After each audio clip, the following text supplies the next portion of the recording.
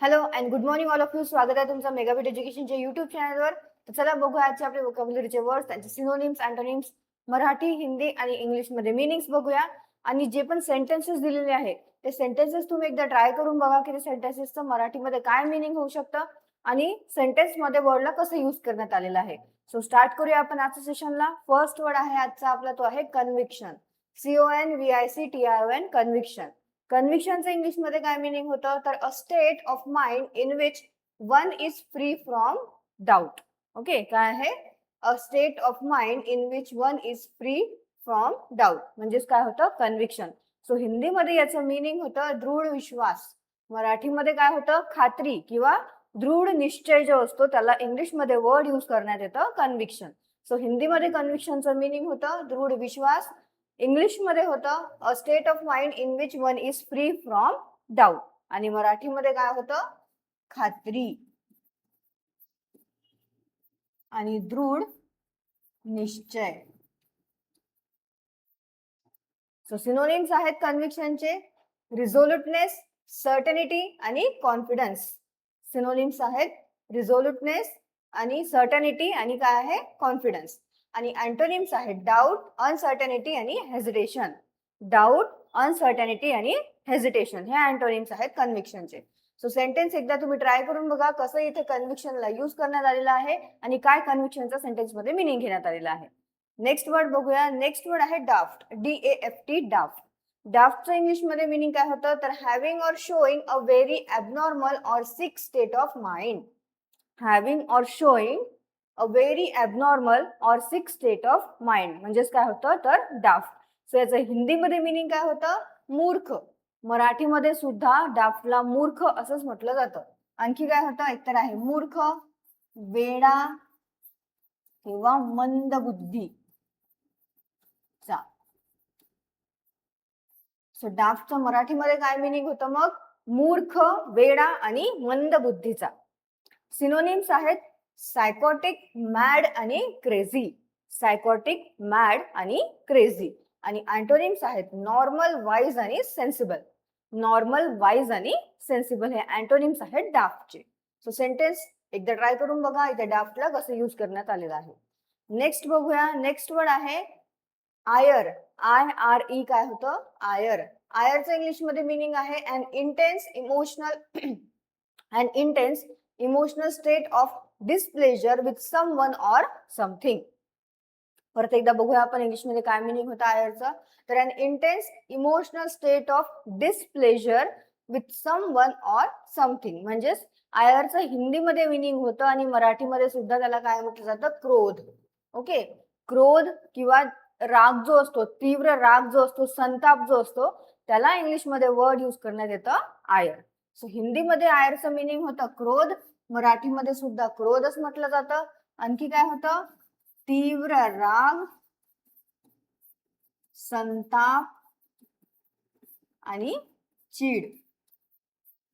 So मराठीमध्ये आयरचं meaning काय होतं? तीव्र राग, संताप, चीड आणि क्रोध. सिनोनिम्स आहेत इंडिग्नेशन, अँगर आणि रॉथ. काय आहे सिनोनिम्स? इंडिग्नेशन, अँगर आणि याचं प्रोनाउन्स कसं करायचं आहे तर रॉथ. याच्यातला जो W आहे तो सायलेंट घ्यायचा आहे आणि प्रोनाउन्स करायचा आहे RATH ला, रॉथ म्हणून. अँटोनिम्स आहेत प्लेजर, डिलाइट आणि पेशन्स. सो आयरचे सिनोनिम्स आहेत इंडिग्नेशन, अँगर आणि राथ. आणि अँटोनिम्स आहेत प्लेजर, डिलाइट आणि पेशन्स. नेक्स्ट बघूया. नेक्स्ट वर्ड आहे वेल. WAIL, wail. वेलचं इंग्लिशमध्ये मिनिंग होतं a crying out in grief. A crying out in grief म्हणजेच काय तर वेल. हिंदीमध्ये त्याचं मिनिंग होतं विलाप. मराठीमध्ये सुद्धा विलाप असंच मिनिंग होतं वेलचं. आणखी काय होतं? आक्रोश, टाहो. सो वेलचं मराठीमध्ये मिनिंग काय होतं तर विलाप, आक्रोश आणि टाहो. इंग्लिशमध्ये होतं a crying out in grief. Synonyms आहेत क्राय, वीपिंग आणि टीयर्स. क्राय, वीपिंग आणि टीयर्स हे सिनोनिम्स आहेत वेलचे. आणि अँटोनिम्स आहेत स्माइलिंग, लाफिंग आणि चिअरिंग. स्माइलिंग, लाफिंग आणि चिअरिंग. सो सेंटेन्स मध्ये इथे वेल ला कसं यूज केलेलं आहे एकदा तुम्ही ट्राय करून बघा. नेक्स्ट वर्ड आहे कन्स्पिक्युअसली, CONSPICUOUSLY. सो प्रोनाउन्स कसं आहे, प्रोनाउन्सिएशन कसं आहे याचं, CONSPICUOUSLY कन्स्पिक्युअसली. ओके, सो कन्स्पिक्युअसलीचं इंग्लिश मध्ये मिनिंग होतं in a clearly visible way. In a clearly visible way म्हणजेच काय होतं तर सुस्पष्ट, स्पष्ट सुद्धा आपण म्हणू शकतो त्याला. सो हिंदीमध्ये मिनिंग होतं सुस्पष्ट, मराठीमध्ये काय होतं स्पष्टपणे आणि ठळकपणे. हिंदीमध्ये कन्स्पिक्युअसलीचं मिनिंग आहे सुस्पष्ट, मराठीमध्ये होतं स्पष्टपणे आणि ठळकपणे. इंग्लिशमध्ये काय आहे in a clearly visible way. Synonyms आहेत स्मार्टली, नीटली आणि स्ट्रायकिंगली. स्मार्टली, नीटली आणि स्ट्रायकिंगली. आणि अँटोनिम्स आहेत डलली, सिम्पली आणि बोरिंगली. डलली, सिम्पली आणि बोरिंगली. नेक्स्ट वर्ड बघूया काय आहे. ओके, नेक्स्ट वर्ड आहे लॅक्युने. LACUNAE. याला प्रोनाउन्स कसं करायचं आहे तर लॅक्युने. लॅक्युने. ओके, सो LACUNAE म्हणजे होतं लॅक्युने. सो लॅक्युनेचं इंग्लिशमध्ये काय मिनिंग होतं तर a falling short of an essential or desirable amount of number. A falling short of an essential or desirable amount of or number म्हणजेच काय होतं तर लॅक्युने. म्हणजेच हिंदीमध्ये याचं मिनिंग होतं लॅक्युनेचं अभाव. मराठीमध्ये काय म्हणू आपण की कमतरता झालेली आहे. ओके, सो मराठीमध्ये लॅक्युनेचं काय मिनिंग होतं तर कमतरता, पोकळी, रिकामी जागा आणि उणीव. सो मराठीमध्ये लॅक्युनेचं काय मिनिंग होतं कमतरता, पोकळी, रिकामी जागा आणि उणीव. आणि इंग्लिशमध्ये होतं falling short of an essential or desirable amount or number. Synonyms आहेत लॅक्स, शॉर्टेजेस आणि इनसफिशियन्सीज. सिनोनिम्स काय आहेत लॅक्युनेचे लॅक्स, शॉर्टेजेस आणि इनसफिशियन्सीज. आणि अँटोनिम्स आहेत सफिशियन्सीज, सरप्लसेस आणि एक्सेसेस. सफिशियन्सीज, सरप्लसेस आणि एक्सेसेस हे अँटोनिम्स आहेत लॅक्युनेचे. नेक्स्ट बघूया. नेक्स्ट वर्ड आहे जेंटिल. GENTLL. जेंटिल. प्रोनाउन्स कसं करायचं आहे ह्याला genteel. Okay, GENTLL genteel. So English मध्ये मिनिंग होतं जेंटिलचा having or showing a taste for the fine arts and gracious living. Having or showing a taste for the fine arts and gracious living म्हणजेच काय होतं तर gentle.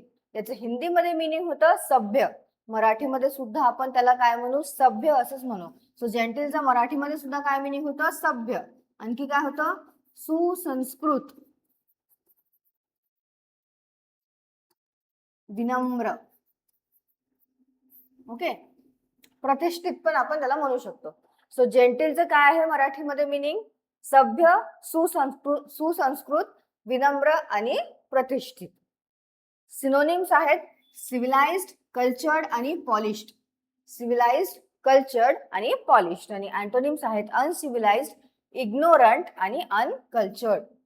Antonyms काय आहेत जेंटिलचे अनसिव्हिलाइज्ड, ignorant आणि अनकल्चर्ड. नेक्स्ट वर्ड आहे ड्रीरियर. ओके, काय आहे DREARIER. याला प्रोनाउन्स कसं करायचं आहे ड्रीरियर. DREARIER म्हणजे काय होतं ड्रीरियर. ड्रीरियर. सो ड्रीरियरचं इंग्लिश मध्ये काय मिनिंग होतं causing or marked by an atmosphere lacking in cheer. causing or marked by an atmosphere lacking in cheer म्हणजेच काय होतं इंग्लिश मध्ये याचं वन वर्ड काय आपण यूज करू या सेंटेन्सला तर ड्रीरियर. हिंदीमध्ये मिनिंग होतं ड्रीरियरचं निरस. मराठीमध्ये काय होतं निरसच होतं. उदास आहे किंवा खिन्न आहे किंवा निरुत्साही आहे याला इंग्लिशमध्ये वर्ड यूज करण्यात येतं ड्रीरियर. मराठीमध्ये मिनिंग होतं निरस, उदास, खिन्न, निरुत्साही आणि कंटाळवाणा. ओके, सो ड्रीर इयरचं काय आहे मराठीमध्ये मीनिंग? नीरस, उदास, खिन्न, निरुत्साही आणि कंटाळवाणा. सिनोनिम्स आहेत डिप्रेसिंग, डिप्रेसिव्ह आणि लोनली. आणि अँटोनिम्स आहेत चेअरफुल, चिअरी आणि फ्रेंडली. सिनोनिम्स आहेत ड्रीर इयरचे डिप्रेसिंग, डिप्रेसिव्ह आणि लोनली. आणि अँटोनिम्स आहेत चेअरफुल, चिअरी आणि फ्रेंडली. नेक्स्ट वर्ड आहे बोगस. ओके, बोगस हा तुम्हाला सगळ्यांनाच माहिती आहे. आपण हा मराठीमध्ये जो कोण ज्याला माहिती पण नाही आहे इंग्लिशमध्ये हा वर्ड असेल म्हणून बोगस, तरी पण तो यूज करत असतो. सो बोगसचं काय मिनिंग होतं इंग्लिशमध्ये? Being such an appearance only and made with and manufactured from usually cheaper material. Okay, काय आहे इंग्लिश मध्ये meaning बोगसचं? being such an appearance only and made with or manufactured from usual cheaper material. म्हणजे फक्त दाखवण्याकरता की तो असा खूप चांगला आहे म्हणून, पण तो काय आहे चीपर मटेरियलनी बनलेला आहे. म्हणजेच काय आहे बोगस आहे, म्हणजेच बनावटी आहे. ओके, सो बोगसचं हिंदीमध्ये काय मिनिंग होतं तर जाली. मराठीमध्ये काय होतं?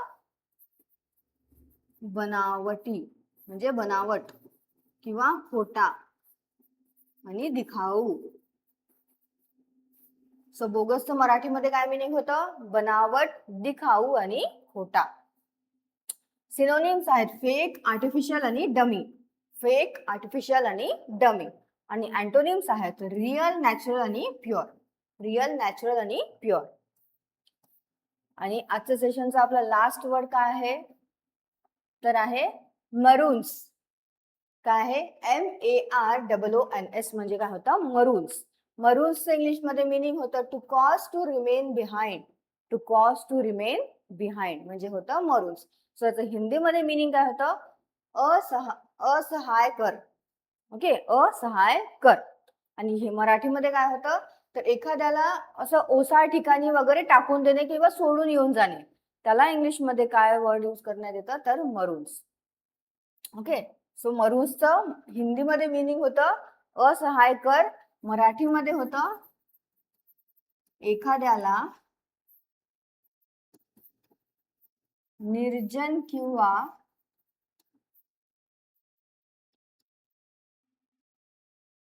ओसाड ठिकाणी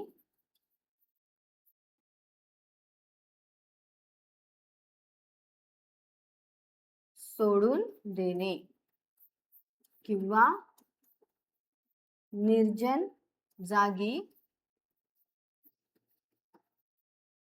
टाकून देणे. तर मरून्सचं काय आहे मराठीमध्ये मिनिंग? एखाद्याला निर्जन किंवा ओसाड ठिकाणी सोडून देणे किंवा निर्जन जागी टाकून देणे, हे आहे मराठीमध्ये मिनिंग मरून्सचं. सिनोनिम्स आहेत डम्प्स, स्ट्रँड्स आणि अबंडन्स. डम्प्स, स्ट्रँड्स आणि अबंडन्स हे सिनोनिम्स आहेत मरून्सचे. आणि अँटोनिम्स काय आहेत? पजेसेस, रिटेन आणि ओन्स. पजेसेस, रिटेन्स आणि ओन्स हे काय आहेत? अँटोनिम्स आहेत मरून्सचे. सो एकदा परत हे सगळे सिनोनिम्स, अँटोनिम्स आणि मीनिंग्स आहे ते वाचून घ्या. आता एक्झाम्स येत आहेत, बऱ्याचशा नोटिफिकेशन्स आलेल्या आहेत. SBI PO आहे, IBPS PO आहे, NICL आहे, जसं की आता MPSCच्या पण निघालेल्या आहे, ग्रुप Dच्या, ग्रुप Cच्या. सो जे पण आहे त्यांच्याकरता सगळ्यांकरता तुम्हाला वोकॅब्युलरी ही फार इम्पॉर्टंट आहे. म्हणून वोकॅब्युलरी डेलीचे 10 वर्ड्स, 20 वर्ड्स असे वाचत चालायचे. जे पण आपण वर्ड्स घेतो ते परत एकदा रिवाइज करायचे. सिनोनिम्स, अँटोनिम्स आणि वन वर्ड सबस्टिट्यूशन करता जे मीनिंग्स आहे मीनिंग्स वाचायचं. त्या मीनिंग्सवरनं तुम्हाला कळेल की कोणता वर्ड त्या सेंटेन्स करता, त्या मीनिंग करता आपण यूज करू शकतो. आणि स्वतःच्या मनानेही काही सेंटेन्सेस तयार करत चला, त्यामुळे तुमची वोकॅब्युलरी आणखी स्ट्रॉंग होईल. आणि जे पण आजचे सेंटेन्सेस दिलेले आहेत ते सेंटेन्सेस एकदा ट्राय करून बघा की सेंटेन्समध्ये वर्डला कसं यूज करण्यात आलेलं आहे. याची PDF तुम्हाला डिस्क्रिप्शनमध्ये मिळून जाणार. डिस्क्रिप्शनमध्ये लिंक आहे, त्या लिंकवर जाऊन क्लिक केलं की तुम्ही डायरेक्टली तिथनं PDF डाउनलोड करू शकता. सो तुम्हाला सेशन आवडलं असेल, सेशनला लाईक करा, चॅनलला सबस्क्राईब करा, तुमच्या फ्रेंड्सला शेअर करत चला. All the best all of you and thank you.